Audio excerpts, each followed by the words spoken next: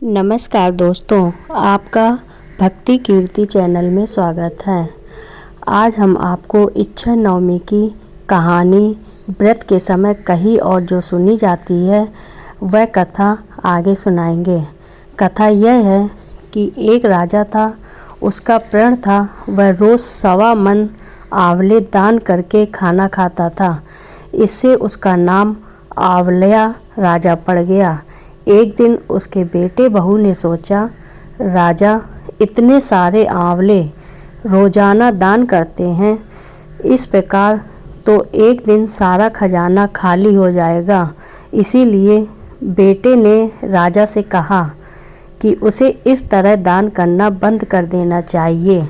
बेटे की बात सुनकर राजा को बहुत दुख हुआ और राजा रानी महल छोड़कर बियाबान जंगल में जाकर बैठ गए।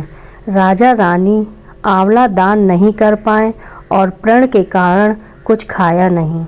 जब भूखे प्यासे 7 दिन हो गए तब भगवान ने सोचा, यदि मैंने इसका प्रण नहीं रखा और इसका सत नहीं रखा तो विश्वास चला जाएगा। इसलिए भगवान ने जंगल में ही महल, राज्य, बाग बगीचे सब बना दिए और ढेरों आंवले के पेड़ लगा दिए।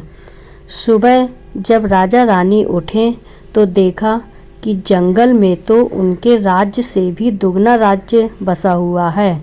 राजा रानी से कहने लगे, रानी देख, कहते हैं सत मत छोड़े सुरमा सत छोड़या, पत जाए सात की छोड़ी लक्ष्मी फेर मिलेगी आए। आओ नहा धोकर आंवले दान करें और भोजन करें। राजा रानी ने आंवले दान करके खाना खाया और खुशी खुशी जंगल में रहने लगे। उधर आंवला देवता का अपमान करने व माता पिता से बुरा व्यवहार करने के कारण बहू बेटे के बुरे दिन आ गए। राज्य दुश्मनों से छीन लिया। दोनों दाने दाने को मोहताज हो गए और काम ढूंढते हुए अपने पिताजी के राज्य में आ पहुँचे। उनकी हालत इतनी बिगड़ी हुई थी कि पिता ने उन्हें बिना पहचाने हुए काम पर रख लिया। बेटे बहू सोच भी नहीं सकते कि उनके माता पिता इतने बड़े राज्य के मालिक भी हो सकते हैं, सो उन्होंने भी अपने माता पिता को नहीं पहचाना। एक दिन बहू ने सास के बाल गूंथते समय उनकी पीठ पर मस्सा देखा। उसे यह सोचकर रोना आने लगा कि ऐसा मस्सा मेरी सास के भी था। हमने ये सोचकर उन्हें आंवला दान करने से रोका था कि हमारा धन नष्ट हो जाएगा। आज वे लोग न जाने कहाँ होंगे। यह सोचकर बहू को रोना आने लगा और आंसू टपक कर सास की पीठ पर गिरने लगे। रानी ने तुरंत पलटकर देखा और पूछा कि तू क्यों रो रही है। उसने बताया, आपकी पीठ जैसा मस्सा मेरी सास की पीठ पर भी था।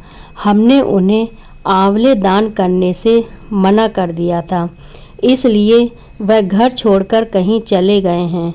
तब रानी ने उन्हें पहचान लिया, सारा हाल पूछा और अपना हाल बताया। अपने बेटे बहू को समझाया कि दान करने से धन कम कभी नहीं होता, बल्कि धन बढ़ता है। बेटे बहू अब सुख से राजा रानी के साथ रहने लगे।